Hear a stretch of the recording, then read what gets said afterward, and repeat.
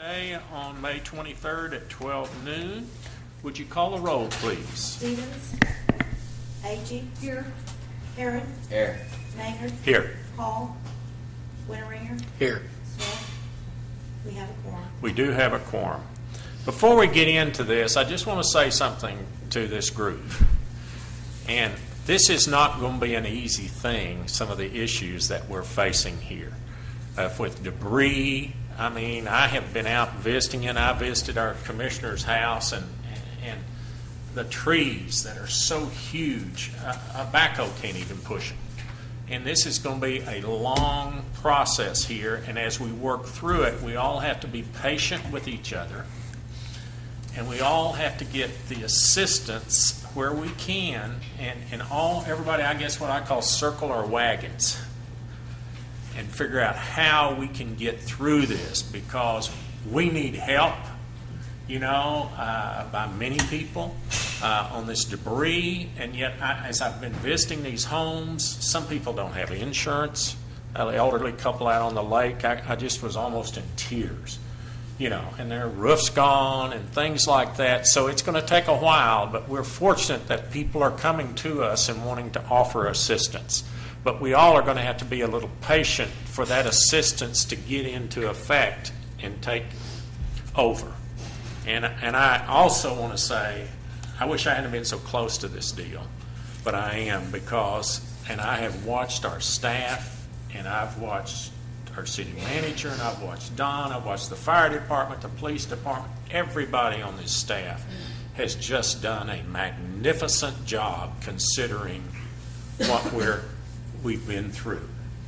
But I'll also say, in perspective, folks, we need to be thankful, because when we look at more, we have a lot to be thankful for. So you've heard my spiel as the power of the chair. I wanted to give that, but I want to say patience, and as we work through this, how we're going to get it done.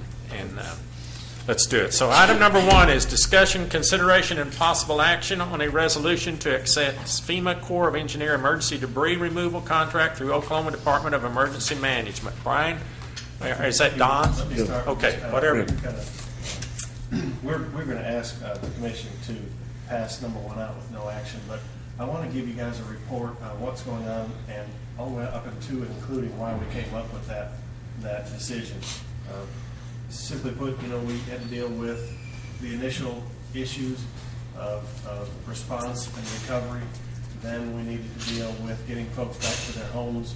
We had some other threatening weather the day following that, so it's kind of slowed things down a little bit. We're at the point where the staff and myself have been discussing about debris removal. I'll turn the rest of the discussion over to Don, but suffice it to say, we sort of go through the stages. We're at that debris removal stage and trying to assess what that is. We came up with a plan, and it was something that we had to check through all the channels, and I can explain to you what we did and how we got to it. Don? Good afternoon, Mayor, Commissioners. Don Lynch, Emergency Management Director.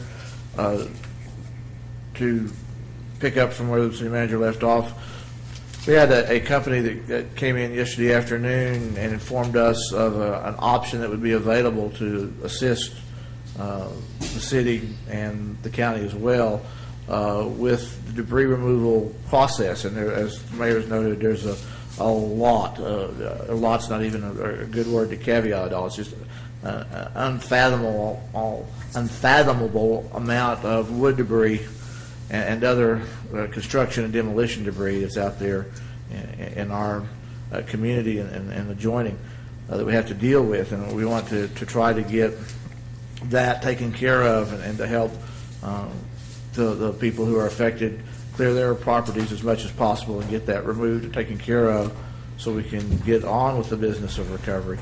And so the option of this company as a company that has worked with the Corps of Engineers in the past and has been involved in contracting process, and I thought was an option that we might be able to utilize at the time to speed the process to make sure that we can get on with that debris removal as much as possible. But before we took, so that's why we established the item on the agenda, was because we needed to start on that, and we wanted to get started on with that as soon as possible. So as we were working through this, we wanted to get the special meeting called so that we could access that if indeed that was an option that we wanted to look at. This morning, I was in contact with folks in the State Emergency Management Office. Turned out there were some issues relating to being able to access that contract. In conversations that have taken place with the state folks, the State Emergency Management, the Governor's Office, all the state agencies have been very kind to us and very helpful in this process, and anything that we've asked for, they've taken care of in terms of needs through this process, and we appreciate that very much. But they came up with a potential other solution that we're going to be talking about. The Department of Transportation has stepped up with an option. The Oklahoma Department of Transportation has stepped up with an option that we think will be beneficial to us, since we will not be able at this point to utilize the Corps of Engineers contract. We're going to be discussing this with the ODOT folks this afternoon as an option that will help us get started on that debris removal process. So we put this item on the agenda so that we could, if we needed to, get your blessing to start accessing that federal contract.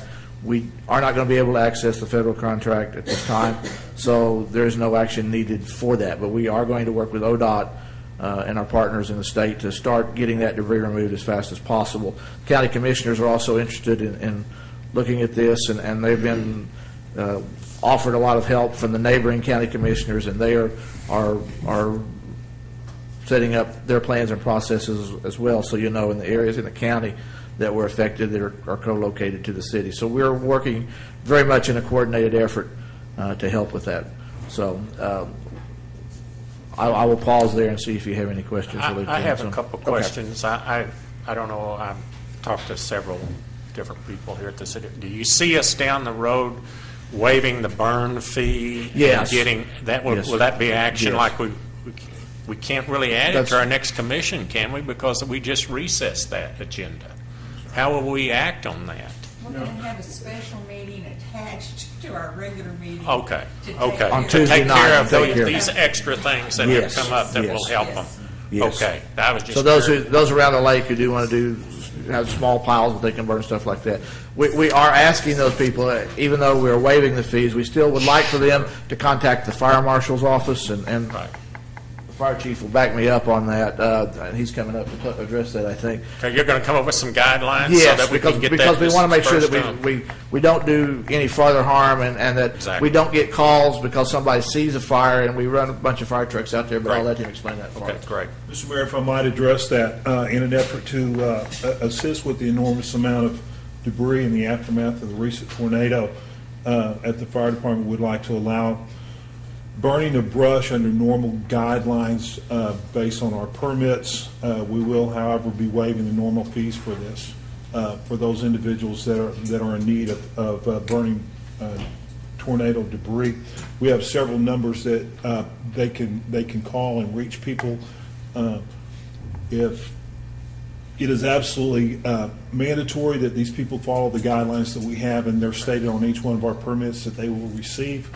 If they will call these numbers, we'll actually bring Perfect. everything out to them and provide that on-site inspection so that everything is good. Well, that's great, and we'll address that, I guess, at our special meeting that you're talking about. Yes, sir. And, Do we have to wait until the special meeting for people to do that? I think we're good to go right now. And can you send us the number to call to the fire marshal? Yes. And email? Yes, I will, and, I'm sorry. Okay. As of right now, we have, the fire marshal's office has two telephone numbers, 878-1675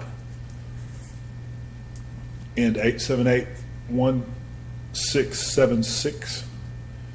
And those are the normal operating hours will be until 5 o'clock in the afternoon. After that time, we can be reached at 273-4282, which will be our #1 fire station, should be manned 24 hours a day.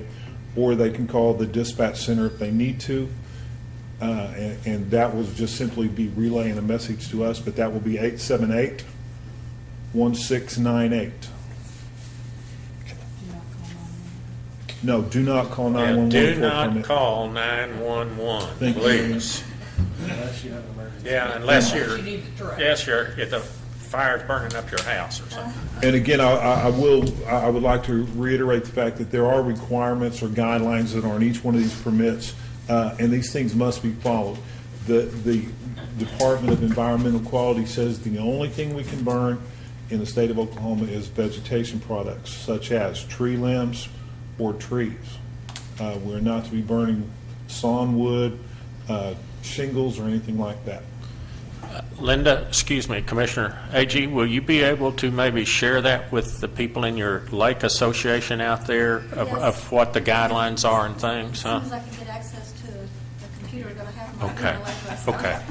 Well, I know there's an association out there, and a lot of those people I've got belonged, 50 to 60 addresses. so that would, Okay. so, And okay. I will have this I will attempt to have this in the newspapers by morning as well. Perfect. So, Thank you so we much. will have this on our website, the City of Shawnee website, so people will have some information concerning this matter. Okay. Do I have any other questions I can answer for you? Once Thank you. again, y'all got it under control. Thank you. Mr. Chairman, ODOT has very, very graciously agreed to step up and assist with the removal of the tree debris. And Michael Patterson, I met him in the lobby here just a few minutes ago. Yes. You might want to talk with them about how they might. Okay, we'll let him follow Don if you want to. Don, I we'll let just you go had, ahead. I just had two more things I wanted to share with you. Okay. And Commissioner Agee, I have a fact sheet from DEQ about household debris and that, and if you will just catch me right after this meeting, I'll get you some copies, so we'll have that. You'll have that in hand. You won't have to wait to get it on the computer. And so I will give that to you as soon as we get through with this meeting as well, and to all the commissioners that want it. The only other thing I wanted to say about this is we have been overwhelmingly blessed with organizations, families, individuals offering assistance in this. And right now, all of our response organizations have as many supplies as they can take at this point. We're bulging at the seams. We are going to need more, but we need to get through this in about a week. So as you get calls and you talk to people who want to help, if you would please ask them to stand by for about a week till we can get these stock levels down, and then we'll be able to take more and get those out to continue on with the efforts of people who are needing help. But the Red Cross, the Salvation Army, there are several churches, there are a number of organizations, schools, have been taking stuff, and the calls are just coming in everywhere they can get somebody to answer the phone. People are wanting to help, and it's great.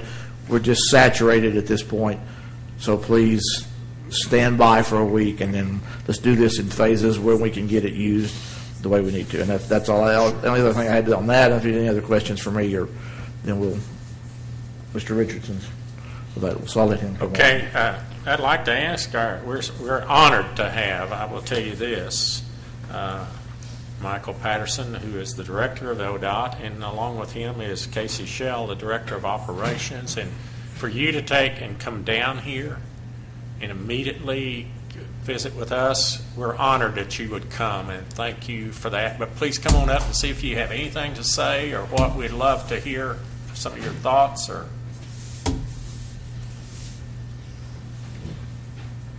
Thank you, Mr. Mayor, members of the commission. I would just like to give a little chronological perspective of where we're at. Obviously, the storm came through Shawnee, Bethel, Kearney on Sunday afternoon, late afternoon, and then, of course, hit Moore about 24 hours later. We had ODOT, and geographically, that puts the Division 3 forces that Paul Rachel, who has just raised his hand, Paul Rachel's responsible for this part of the state, and he was under attack for about 24 or 48 hours. So we took it upon ourselves to bring in forces from all over the state. We have about 375 personnel, about 150 pieces of equipment came into Moore starting Monday evening and then on into Tuesday for the express purpose of getting the I-35 and I-44 open back up, two major arterials. That's why you see such a concentration of ODOT in that area, was to get those two interstates open. Obviously, I-40 had a significant event out there, and Mr. Rachel's crews were able to take care of that on Sunday evening. Now that we've gotten to the point of having the interstates open and all the highways open in the Moore area, but not yet able to get into the neighborhoods and help with the citizens of Moore because the utility issues are still going on there, we're able to come back over here because you guys are about 24 hours ahead of them. And last night we made the decision to start moving folks over into this area as well. So we stand ready to do what we can do. We're not going to diminish our efforts in Moore. Our crews are still in that area, and as soon as we can get more access to local streets, we will be ready to go there. But we're ready to go here right now. What we're looking at is probably, depending on the magnitude, but we're looking at 50 to 75 trucks with the requisite front-end loaders and the appropriate personnel, probably double that. So we're ready to go. Well, I'll be happy to answer any questions you might have, Mr. Mayor, Commissioner. y'all have questions? Where are you going to start? I mean, who's going to determine where you start clearing? We're going to work with the city manager. That's our logistics meeting that we're going to have at 1:30. We're going to, where he says jump, that's where we're going to land. And he's been out touring, Linda, so, I think our city manager knows where it's needed so much. There's a lot of city-owned property out at the lake, that is. Right. Has a lot of debris and trash and from the. And I will tell you, it was interesting. I talked to one of our employees who actually works in this part of the state, even though he lives in Tuttle.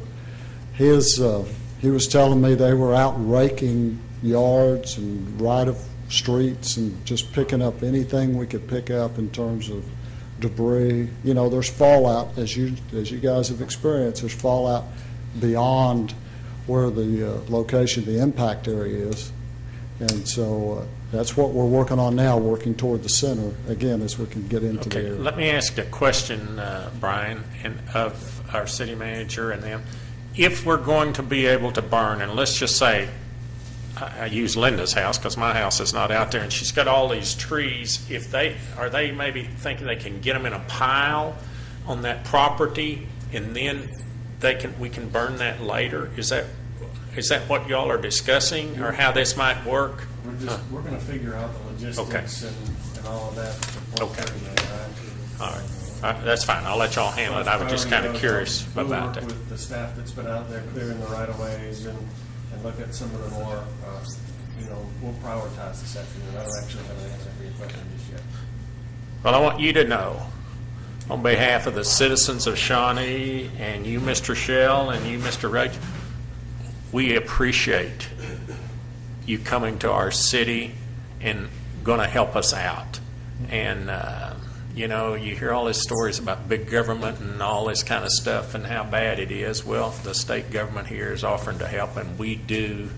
I'll say as mayor, we appreciate it. Well, And thank you so much for taking the effort to come down here and react real quick and do this to all of you and everyone that works in your department. Well, that's what we're called on to do. That's what we're supposed to do. Well, we did it last year. You may be supposed to, but we're thankful that you did it, okay, or are doing it. All Thank right. you again. Give us a call if you have any questions. Okay, thank you Thank so you. much. I guess, is there anything else on this matter that we need to? I do want to move now to item number 2, discussion, consideration, and possible action on a resolution authorizing the city manager to declare items surplus and dispose of them. I guess we'll have discussion by Mr. Bryce and first, and then whatever. Bring it on. I don't think there's a whole lot of discussion. I mean, the truck and the boat that we lost out there is practically unusable, not really worth anything. The truck just had liability insurance on it, so we can salvage that pretty easy. We'll kind of have to wait on the insurance for the boat to see what they want to do with it, but it's really all just scrap metal at this point. And I've got y'all some pictures there in your packet of what the items look like and their asset sheet on them. So we would just like to be able to move on with the process and get some of the stuff out of the way. Can you talk about the damage to the city property out there also? We're continuing to work. The insurance adjuster for the structures themselves has been out and looked at the lake maintenance building that's no longer there, the old fishing dock, or the old boat dock, the new boat dock that's on its side, and the enclosed fishing structure that has been damaged. I've sent him all the specs to it. He's seen it personally, took pictures, and I've sent him the specs to the new items that we have. The individual that built these items is going to be down this afternoon to take a look at them to see exactly what can be done, if it's salvageable, if it can be repaired, just what we can do with it, and we'll put that report together for the insurance adjuster on that. This afternoon, an individual from Central New Holland is going to come down and take a look at the backhoe and the slope mower we have out there. That was both of them were also damaged. The backhoe is okay. It just needs new windows in it. We were using it yesterday to help clear some stuff. It went ahead and started up and ran. So the slope mower is probably a little different story. It's probably going to have to go back to New Holland for them to go through it and make sure that everything operates properly. The windows were busted out of it, and if water got inside the machine, then some of the electronics, something may have to be done with them too. So. And you can't put a cork in that boat and fix that leak or anything, you think?